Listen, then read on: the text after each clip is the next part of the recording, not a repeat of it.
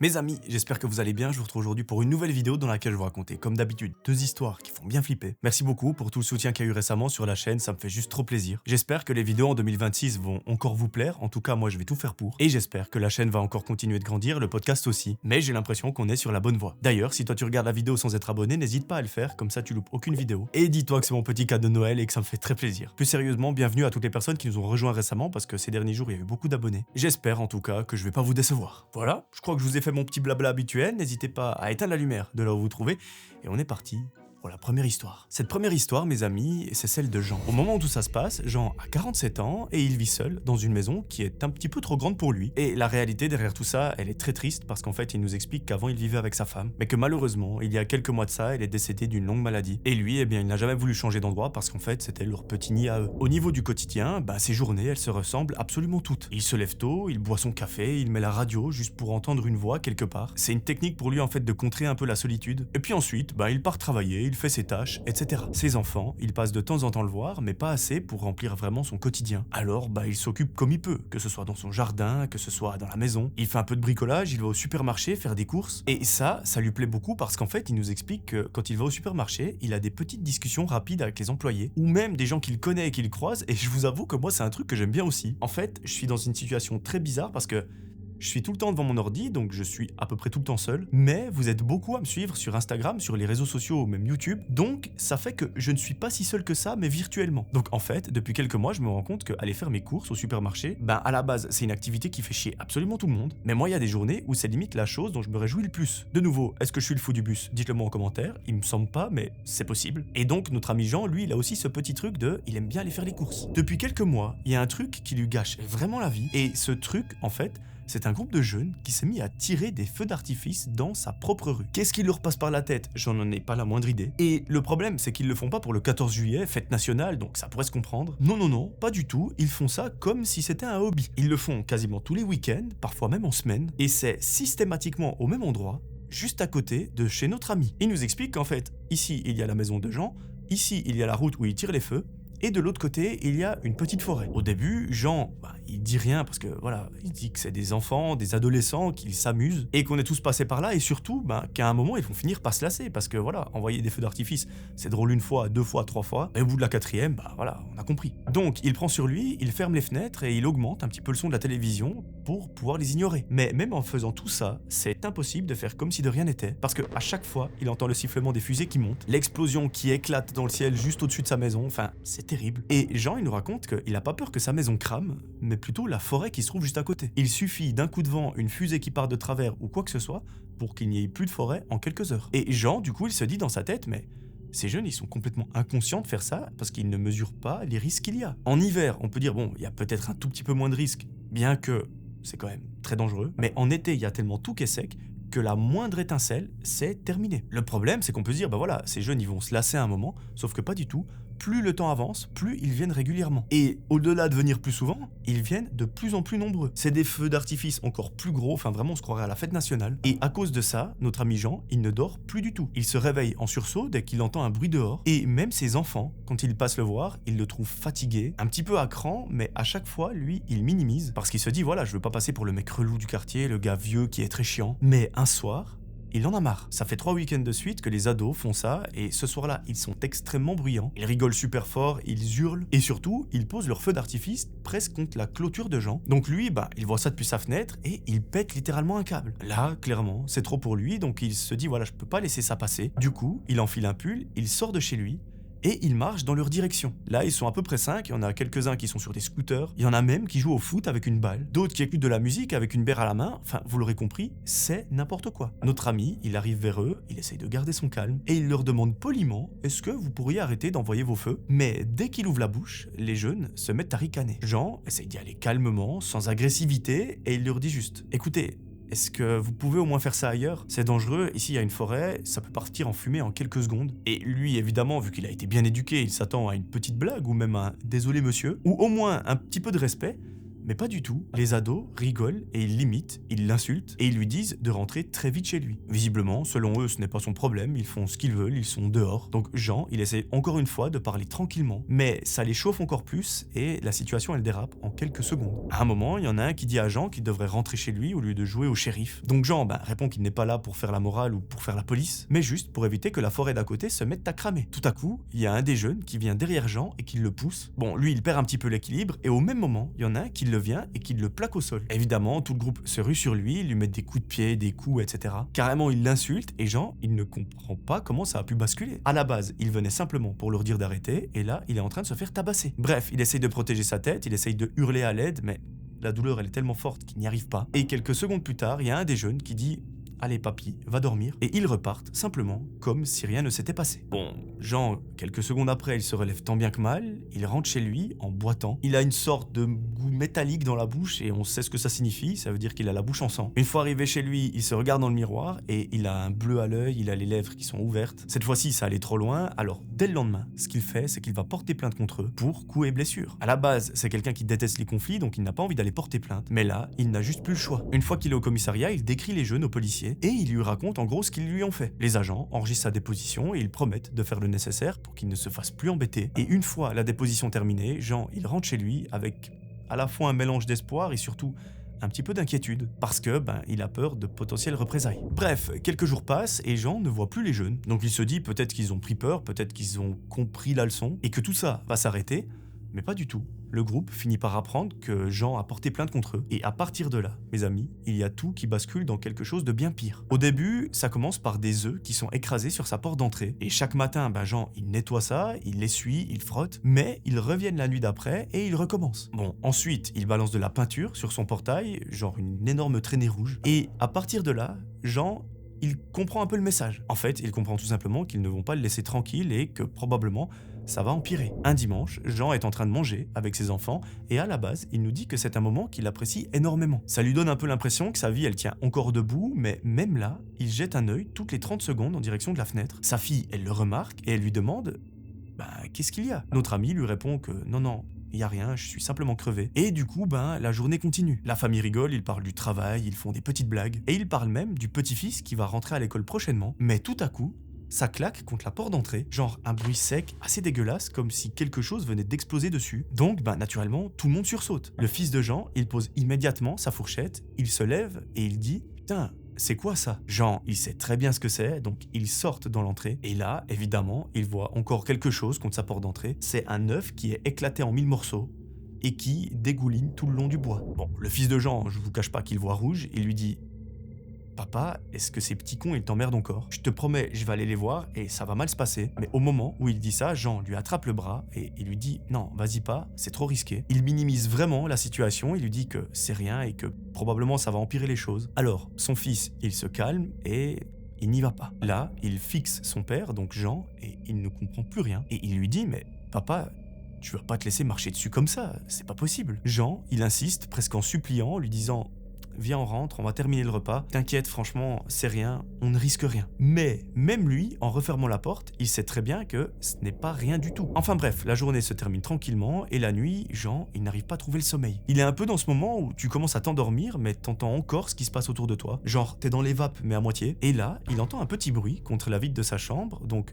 au début, il croit qu'il a rêvé. Il ouvre les yeux d'un coup, il reste immobile une seconde, puis ça recommence. C'est un bruit, puis un autre, puis un troisième, puis un quatrième, et ça fait vraiment le bruit comme si quelqu'un lançait des petits cailloux contre la vitre. Pas dans l'optique de la briser en 1000 morceaux, mais plutôt de le réveiller. Il se lève, il tremble, vraiment, il ne sait pas trop ce qui est en train de se passer. Il avance gentiment vers la fenêtre sans allumer la lumière. Comme ça, il ne montre pas qu'il est debout et que ça l'a réveillé. Il écarte un millimètre du rideau pour regarder dehors, et là, son cœur s'arrête net, parce qu'il voit 5 personnes qui sont dans son jardin, ces 5 silhouettes qui sont complètement immobiles, qui ne bougent pas, qui ne parlent pas et qui simplement sont en train de le fixer. Les 5 personnes portent un masque blanc tout lisse et il y en a un qui a le côté qui est noirci et brûlé, comme si le masque avait un petit peu fondu. Ces personnes, elles sont orientées parfaitement vers sa fenêtre, comme s'ils attendaient que Jean aille voir ce qui se passe. Notre ami, il se demande « Mais c'est quoi ce bordel ?» Il recule d'un pas, mais ses yeux restent fixés sur eux parce qu'il y a un truc qui le frappe. Les personnes en bas ont très bien compris que Jean est en train de les regarder. Il ne bouge pas du tout, mais il sent que ça va partir en couille d'ici quelques secondes. Et à un moment, il y a un truc qui est super glauque qui se passe. Enfin, c'est rien, mais pour moi, je trouve ça super glauque. La personne qui a le masque à moitié brûlé, il lève la main très lentement, comme pour lui dire coucou. Et ça, notre ami Jean, ça lui glace le sang.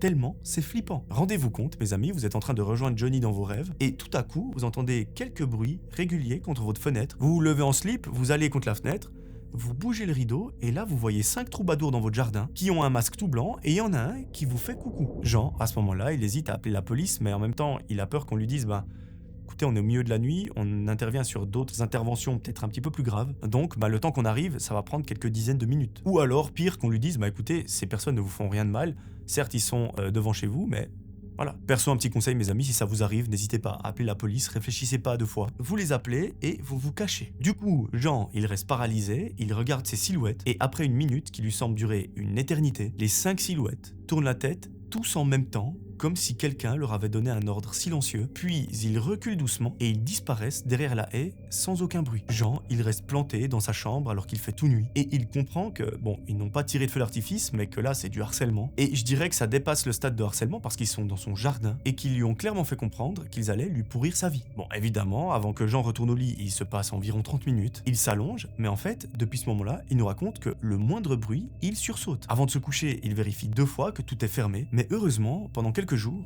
il n'y a plus rien qui se passe. Jusqu'à un matin où, en se levant, il sort de chez lui et il trouve un petit mot qui est posé sur son paillasson. Et sur ce mot, il est écrit « Le vieux, t'es mort ». Là, en lisant ça, il sent son estomac se retourner. Il comprend que c'est ces adolescents qui sont probablement derrière ce mot. Et il hésite en fait à contacter ses enfants pour demander de l'aide, sauf que, comme je vous ai dit, il veut pas les inquiéter. Et là, il commence à ressentir un sentiment qui est juste terrible, c'est la peur de rester chez lui. Maintenant, la question qu'on peut se poser, c'est jusqu'où va aller ce groupe de jeunes. Est-ce qu'il faut qu'il se passe un drame pour qu'ils comprennent que c'est pas bien ce qu'ils font? Ou est-ce qu'ils en ont clairement rien à foutre? Ça, je pense qu'on a la réponse. À partir de là, Jean, il vit dans une angoisse constante. Le soir, il ferme toutes les portes, toutes les fenêtres, et évidemment, dans la rue, il continue d'entendre des scooters qui tournent et carrément des feux d'artifice qui sont envoyés. Un soir, Jean est dans son salon, il essaye de regarder la télévision, mais comme d'habitude, il n'écoute qu'à moitié parce que dehors, c'est le bordel total. À un moment, il entend sa vitre du salon qui se met à vibrer et il comprend qu'il y a probablement une fusée qui a été lancée contre la vitre. Et pour lui, c'est trop. Il prend un pull, il hésite 2 fois avant de sortir et au moment où il sort de chez lui, il les voit, les 5 alignés, des putains de feux d'artifice posés au sol, orientés dans sa direction et qui ne pointent pas le ciel,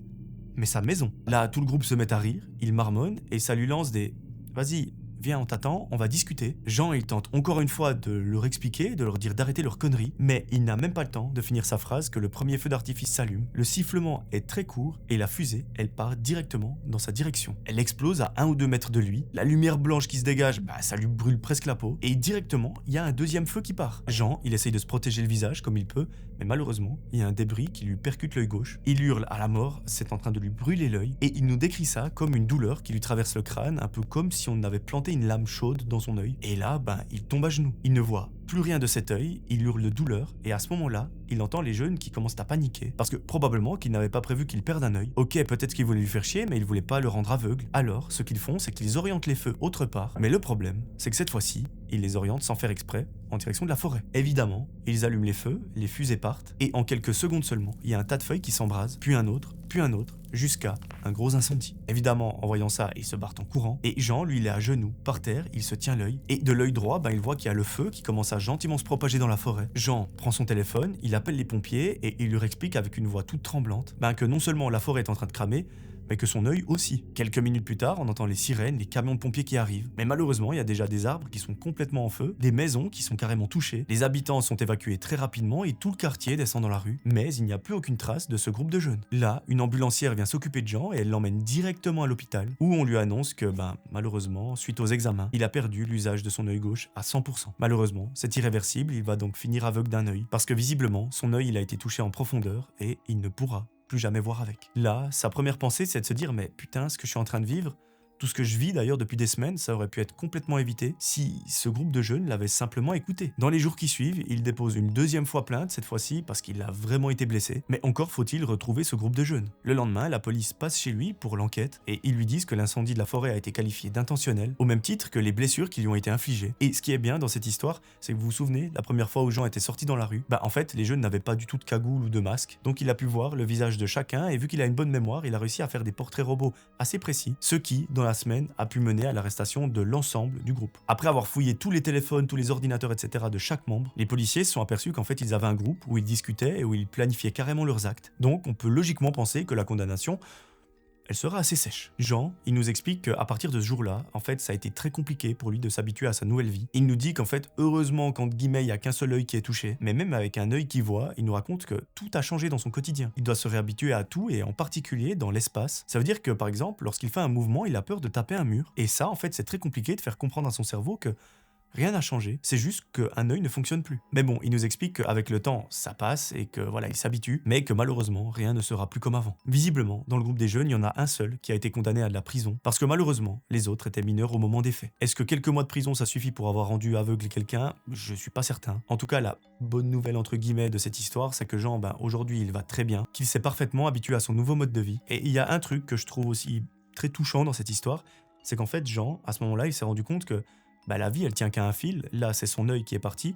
Mais imaginez que si la fusée, il l'avait prise, je sais pas, au niveau du cœur, au niveau de la tête, c'était probablement terminé pour lui. Donc, à partir de ce jour-là, en fait, il a pris beaucoup plus contact avec ses enfants. Et aujourd'hui, ils se sont imposés un rythme de 2 à 3 fois par semaine où ils mangent ensemble. Et ça, franchement, je trouve extrêmement bon. Voilà, c'est la fin de cette première histoire, j'espère qu'elle vous aura plu, je vous avoue, elle finit assez mal. Si jamais toi qui regardes cette vidéo, c'est ton hobby d'aller tirer des feux d'artifice devant chez quelqu'un, sache que c'est un hobby de merde et qu'il faudrait peut-être changer pour faire du ping-pong, du tennis ou je sais pas. Mais en tout cas, toute autre activité qui dérange personne est la bienvenue, pour autant que ce soit légal. Voilà, retournez prendre une petite boisson, moi j'ai plus rien, et je vous propose de vous réinstaller pour la deuxième histoire. Cette deuxième histoire, mes amis, c'est celle de Florian. Florian, c'est un garçon de 22 ans qui enchaîne les petits boulots parce qu'il n'a pas encore trouvé mieux. Actuellement, il est en recherche d'emploi, donc c'est pour ça qu'il cumule un petit peu pour pouvoir vivre. Il nous raconte qu'il fait de l'intérim depuis presque 2 ans, surtout dans l'événementiel, parce qu'apparemment ça paye un petit peu mieux le week-end, et que surtout, il peut dire oui ou non selon son planning. Il vit dans un petit studio et il nous explique que c'est pas extraordinaire, mais que ça suffit amplement pour dormir et manger vite fait, et ensuite repartir bosser. Étant donné qu'il n'a pas vraiment de boulot fixe, il prend un petit peu ce qu'on lui propose, c'est-à-dire qu'il peut à la fois servir des boissons, monter des stands, distribuer des flyers, nettoyer des salles après des concerts, donc vraiment, il prend tout ce qui tombe. Florian, il n'est pas particulièrement passionné par ça, mais il aime bien l'ambiance des gros événements, parce que ça lui donne l'impression d'être dans quelque chose de vivant, de contribuer à quelque chose de grand, et puis surtout, il commence à connaître du monde dans ce milieu, donc on l'appelle assez souvent. Cette semaine-là, Florian reçoit un message très tard le soir pour bosser sur un énorme événement sportif, qui a lieu le vendredi qui suit, et encore une fois, c'est pas un job très compliqué selon lui. Il nous explique que ça consiste à servir des boissons, tenir la caisse et à remplir les stocks. Donc, notre ami, il accepte immédiatement. Il sait que ça va être long, mais généralement ça se passe très bien, tout le monde rigole, il y a une bonne ambiance, et la nuit, elle passe extrêmement vite. Le vendredi, Florian arrive sur place assez tôt, il enfile son t-shirt avec le logo de l'événement, il récupère son badge et son talkie-walkie, il écoute 2 secondes de briefing et il se met en place. Le truc, c'est que ce genre d'événement, en fait, ça attire des milliers de personnes. Donc Florian, il sait que probablement il va pas pouvoir se reposer avant de nombreuses heures, mais c'est pas grave parce que lui, il aime bien se donner à fond dans son travail. La soirée se lance, la musique est forte, les gens défilent, le staff court partout, et très vite, entre 2 commandes, Florian remarque un truc qui lui fait lever les yeux. C'est la mascotte de l'événement. Chaque événement a une mascotte, mais celle-ci a quelque chose de vraiment bizarre. Elle est immense, disproportionnée, avec une tête gigantesque, 2 yeux très ronds, un petit peu comme ceux de Nala, c'est mon chat. Et cette mascotte, elle a une expression qui est extrêmement chelou. En gros, elle a un sourire qui est cousu, qui remonte très haut sur les joues, et un costume en fourrure qui lui donne une silhouette gigantesque. Florian, il la regarde passer, et il se dit que le costume est vraiment trop grand, mais quand je vous dis trop grand, c'est beaucoup trop grand. C'est plus en gros un déguisement qu'on verrait dans un cauchemar ou dans un film d'horreur plutôt que dans un événement sportif. Mais bon, concrètement, il n'en a rien à péter, il continue son travail, sauf qu'au fil de la soirée, Florian recroise cette mascotte plusieurs fois, et à chaque fois, il y a quelque chose qui cloche dans sa manière d'être. D'abord, il pense que c'est juste une impression, que c'est normal que les mascottes font toujours un peu flipper, surtout quand on les observe un petit peu trop, et il nous explique qu'au fur et à mesure, il remarque des détails. Par exemple, quand la mascotte prend des photos avec les visiteurs, elle les pousse légèrement du coude, sauf que ce n'est pas un petit geste maladroit, c'est un vrai coup sec, comme si elle cherchait à les faire perdre l'équilibre. Et à un moment, notre ami, il voit même un enfant qui a 2 doigts de se péter la gueule. Bon, les parents rigolent en pensant que c'est pour le faire rire, mais Florian, il voit bien que c'est pas du tout le cas, parce que personne ferait ça. À un moment, il la voit poser ses mains sur les épaules d'une adolescente pour une photo, mais ses doigts, ils se crispent tellement fort sur l'épaule que l'ado, elle grimace. Ça lui fait mal, ça la dérange, et Florian, en voyant ça, il se fiche pendant 1 seconde. Il se dit que peut-être cette mascotte c'est un intérimaire qui prend son rôle un peu trop au sérieux, ou qu'il est peut-être même maladroit, rien de plus, mais ça continue de travailler. Et puis vient un moment qui n'est pas du tout normal. Alors qu'il est en train de servir un client, Florian sent un regard lourd et très insistant sur lui, donc il relève la tête et il voit la mascotte immobile plantée au milieu de la foule, complètement figée, et le visage tourné droit dans sa direction. La mascotte ne fait pas un geste, elle ne bouge pas, elle ne fait pas un signe, rien du tout. Il y a simplement cette grosse tête au milieu de la foule qui est en train de le fixer, avec son sourire de con, enfin, c'est assez particulier. Du coup, notre ami, il essaye de faire genre qu'il n'a pas vu, il détourne le regard, il continue de travailler, mais quand il regarde quelques minutes plus tard, la mascotte a disparu. Il respire, il hausse les épaules et il essaye de reprendre son service, mais pourtant, toute la soirée, dès qu'il aperçoit ce mec dans un coin, il se sent extrêmement mal à l'aise. Il ne comprend pas vraiment pourquoi, mais il est sûr et certain, quelque chose ne tourne pas rond. Un peu plus tard, dans la soirée, deux mecs du taf lui demandent plusieurs fois s'il a vu le gars qui fait la mascotte, parce qu'apparemment, il aurait fait des choses un petit peu particulières, du style renverser des enfants en courant, ou encore renverser des verres de bière sur quelqu'un, sans même s'excuser, et c'est un peu bizarre pour une mascotte. Florian, il leur dit que non, il ne l'a pas vu récemment, et il commence même à se dire que ce n'est peut-être pas un mec bizarre, c'est probablement autre chose, quoi, on ne sait pas encore, mais lui il est là pour travailler, pas pour faire des histoires, donc il continue de bosser, et il se dit que c'est le rôle de la sécurité, ou même des gens qui l'ont embauché, de gérer ça. En tout cas, lui il est là pour servir des boissons, gérer les stocks, tenir la caisse, et rien d'autre. Plus tard, dans la soirée, Florent se retrouve à devoir traverser une zone un peu plus sombre que d'habitude. Elle se trouve derrière les stands, et en fait il doit la traverser pour aller chercher du stock, donc il y va vite fait bien fait, mais à un moment, il tombe sur la mascotte. Elle est à nouveau immobile, comme si elle l'attendait, sauf que cette fois-ci, elle est beaucoup plus proche de lui. Florian, il sursaute, il recule d'un pas et il lâche un rire un petit peu nerveux en disant « Putain mec,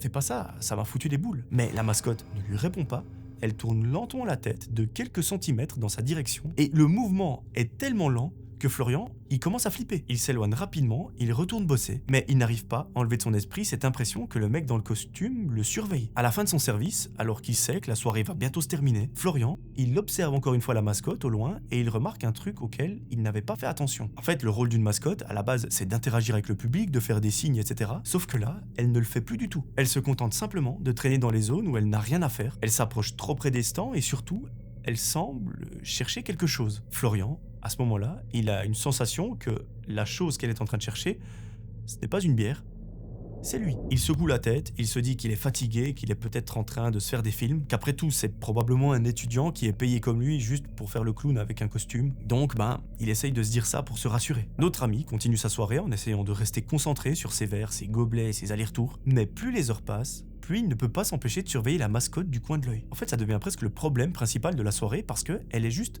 partout. À chaque fois qu'il relève la tête pour servir quelqu'un, il la voit dans un coin du stade, toujours un peu trop proche de quelqu'un et toujours en train de faire un truc chelou. À un moment, la mascotte prend un selfie avec un groupe de jeunes et juste après, elle pousse l'un d'eux comme si elle voulait le faire dégager vite fait. La personne qui a été bousculée se retourne parce qu'elle croit que c'est une blague. Elle rigole un peu, mais c'est bizarre. À un moment, lorsqu'au comptoir c'est un petit peu plus calme, Florian, il essuie une machine et il relève la tête. Et là, il voit la mascotte immobile au milieu de la foule, tournée vers lui. Personne autour d'elle ne semble faire attention, mais elle le fixe. Florian, il lâche un petit sourire nerveux, il se dit qu'il hallucine ou alors que ce mec en a vraiment après lui, sans qu'il ne sache pourquoi d'ailleurs. Donc la soirée, elle continue comme ça, avec ce malaise constant, et clairement, personne ne contrôle ce que cette mascotte est en train de faire. Le staff est débordé, ils ont beaucoup trop de travail, les visiteurs, ils en ont rien à foutre. Sauf que pour Florian, c'est une présence oppressante qui flotte autour de lui depuis des heures, et ça commence vraiment à le déranger. À la fin de l'événement, quand on annonce la fermeture au micro, Florian range son stand tranquillement, les gens commencent à partir, le bruit diminue, les lumières commencent à baisser, et c'est là que notre ami, il sent la fatigue tomber, mais il ressent aussi une sorte de soulagement. C'était une soirée pour le moins bizarre, mais au moins elle est terminée, donc il va pouvoir rentrer sans plus y penser. Du coup, il rejoint tous les autres dans le vestiaire, et là c'est l'ambiance événement qui revient. Tout le monde rigole, tout le monde se fait des blagues, et à la base, la soirée elle devait être comme ça H24. Notre ami, comme toujours, il range ses affaires, il se presse pas. Petit à petit, les autres membres partent, le vestiaire devient plus calme, et à un moment, il ne reste plus que lui avec un collègue. C'est un gars qu'il connaît à peine, mais avec qui il s'est déjà retrouvé à bosser. Ils discutent quelques minutes juste pour se dire des choses pas très importantes, en gros des banalités, puis un coup, sans prévenir, absolument tout s'éteint. Dans le vestiaire, c'est le noir total. Du coup, Florian il sursaute, il rigole nerveusement et il dit un truc du style « Ah mais ils ont peut-être cru qu'on était déjà sorti du stade ». Son collègue lui répond « Ouais bon, c'est vrai qu'on a un petit peu traîné, viens, on se casse ». Mais au même moment, ils entendent un bruit de pas qui provient du couloir. Et ce bruit de pas, Florian il le reconnaîtrait parmi 1000, c'est celui du costume de la mascotte. Du coup, il se fige parce que les pas résonnent, ils se rapprochent. À un moment, ils s'arrêtent, puis ils reprennent, comme si la mascotte avançait en traînant un peu les pieds. Bon, les deux collègues pensent d'abord qu'il s'agit d'une blague et que c'est un autre employé qui veut leur faire peur. Mais il y a un truc dans la façon dont les pas se rapprochent qui sonne pas comme une blague. C'est que les pas sont lents et contrôlés, comme si la mascotte, elle savait exactement où il se trouvait. Les pas arrivent jusqu'à la porte du vestiaire, puis plus rien, c'est le silence total, et tout à coup, cette putain de mascotte apparaît dans l'encadrement de la porte, qui est simplement éclairée par la lumière de secours du couloir. Elle est là, avec sa grosse tête, elle ne bouge pas, on voit simplement ses yeux. Florian lève la main comme pour calmer la situation et dit « Allez mec, c'est bon, t'as fini de bosser. Enlève ton costume. » Mais la mascotte n'a aucune réaction. L'autre collègue répète un petit peu plus fort ce que Florian vient de dire, mais il n'y a toujours rien. La mascotte avance d'un pas et c'est là que Florian, il remarque un objet qu'elle a dans la main. C'est un long truc en métal assez fin qui brille légèrement sous la lumière de secours et il se rend compte que ce fou furieux, dans la main, il tient un objet très pointu qui sert à casser les gros blocs de glace qu'on a dans les stands de boissons. Cet outil, il l'a vu traîner dans la chambre froide plus tôt dans la soirée et en gros, mes amis, cet objet, il peut buter n'importe qui en 2 secondes. Évidemment, le sang de Florian se glace instantanément. Il recule, son collègue aussi. Il répète que ça y est, c'est plus drôle, que ça suffit, mais la mascotte en a clairement rien à cirer. Elle baisse légèrement la tête, puis tout à coup, elle fonce droit sur eux. Les deux amis plongent par terre pour éviter l'impact, mais Florian, il n'est pas assez rapide et à ce moment-là, il nous raconte qu'il ressent une douleur atroce qui lui traverse le bras et il se rend compte que le mec l'a blessé avec l'objet. Il hurle, il tombe par terre, il n'arrive même pas à comprendre ce qui est en train de se passer tellement la douleur elle est atroce et il voit la silhouette énorme qui se penche vers lui, qui le regarde avoir mal et c'est à ce moment-là qu'il lève l'arme à nouveau. Et clairement, Florian à ce moment-là, il se dit que ce soir c'est ping-pong avec Tupac et Johnny. Et dans sa tête, il se demande mais pourquoi est-ce que ça m'arrive à moi? Pourquoi maintenant? Pourquoi est-ce que ça arrive pas au collègue qui est à côté de moi? D'ailleurs, où est-ce qu'il est? Du coup, il essaye de se faire à l'idée que pour lui, c'est terminé.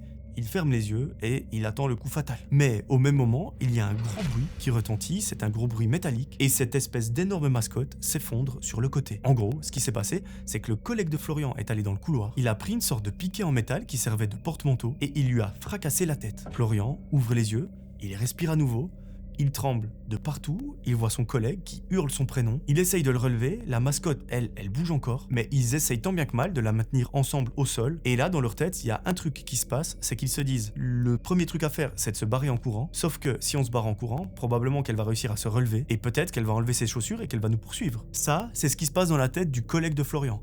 Dans la tête de Florian, il se passe pas du tout la même chose, lui, son seul objectif et son seul but, c'est d'enlever le masque de la mascotte, donc cette espèce de grosse tête, pour voir qui est en dessous. Donc c'est exactement ce qu'il fait, il soulève lentement le casque et la personne qui est en dessous, ils ne la connaissent pas du tout. Ils voient simplement la tête d'un homme, un visage qu'ils n'ont jamais vu auparavant, et c'est là que la panique réelle s'installe parce qu'ils comprennent que ce n'est pas du tout une blague. Cette personne-là, elle n'était pas présente lors du briefing et qu'elle a probablement décidé de les buter. Du coup, ce qu'ils font, c'est qu'ils appellent la police en tremblant et ils essayent de bloquer le mec pour pas qu'il se relève. Et à un moment, ce gars essaye de se relever, mais Florian et l'autre, ils le plaquent au sol. Il se débat, il grogne, il essaye de les mordre ou même de les frapper, mais heureusement, ils arrivent à le maîtriser. Et ça, il nous raconte que c'est dû au fait que la mascotte a encore son déguisement, donc elle est pas forcément fluide dans ses mouvements. Donc une fois qu'ils ont appelé la police, le collègue a un réflexe, c'est d'appeler la personne qui les a embauchés déjà pour lui expliquer et surtout lui demander de ramener son cul parce que il faut qu'il voit ce qui se passe. Pendant qu'ils attendent la police, l'homme au sol il murmure des choses incompréhensibles, parfois il rigole, parfois il prononce des mots qui n'ont ni queue ni tête et quelques toutes petites minutes plus tard, quelqu'un entre en courant dans le vestiaire. Ce n'est pas la police, c'est l'organisateur de l'événement, celui qui gère tous les intérimaires. Donc il arrive, il voit la scène et il se fige et il dit mais qu'est-ce que c'est que ce bordel? En voyant la personne qui est sous le costume, il la reconnaît immédiatement, il dit son nom et il explique aussi que c'est un intérimaire qui est très fidèle. C'est un mec qui faisait la mascotte depuis des années, qui était toujours à l'heure et toujours serviable. Donc là, Florian et son collègue, ils comprennent pas trop. Quand la police arrive, il leur donne son identité et leur dit que depuis quelques mois, ce mec, il avait l'air un petit peu ailleurs. Apparemment, il a quand même de gros soucis familiaux, mais personne n'avait imaginé que ça tournerait comme ça. D'ailleurs, pendant la soirée, il y a quelques visiteurs qui se sont plaints, parce que comme je vous l'ai dit, il a eu des comportements bizarres avec des gens, mais l'organisateur, lui, il a mis ça sur le coup de « ok, il est juste fatigué, il a ses problèmes, donc... » voilà, on peut pas trop lui en vouloir. Évidemment, les agents enlèvent le costume de l'homme, ils le plaquent au sol et ils le menottent. Et ils l'embarquent même sans chercher à comprendre. Florian, lui, je vous rappelle, il est blessé au bras, donc il est pris en charge immédiatement. Et un agent lui demande plusieurs fois si ça va, s'il tient debout, s'il va pas s'évanouir. Et notre ami, il veut pas l'avouer, mais il est à 2 doigts de tomber. Mais ça passe. Sur le chemin qui mène à l'ambulance, l'organisateur rattrape Florian et il lui dit « Tu sais, d'après ce que j'ai compris, si ton collègue n'était pas revenu, j'imagine que tu ne serais plus là. » Florian, il comprend pas trop pourquoi ce mec lui dit ça, parce que, on dirait que ça veut le faire culpabiliser ou lui être redevable, et surtout qu'il a pas besoin qu'on lui dise pour s'en rendre compte. Plus tard, dans la soirée, la police confirme que l'homme avait placé plusieurs objets dans le couloir pour pouvoir bloquer la sortie, que c'est lui qui avait volontairement éteint toutes les lumières, et que c'était bel et bien ciblé contre Florian et son collègue. Chez lui, on a retrouvé des notes assez étranges avec des mots qui ne veulent rien dire. Il y a même quelques dessins du costume qui ne sont pas exacts, mais du coup les enquêteurs ils comprennent pas trop ce que ça a à faire là. Pendant des semaines, Florian il repense à tout cet enfer, il n'a même plus travaillé parce qu'il nous explique qu'il y a quelque chose qui l'a traumatisé.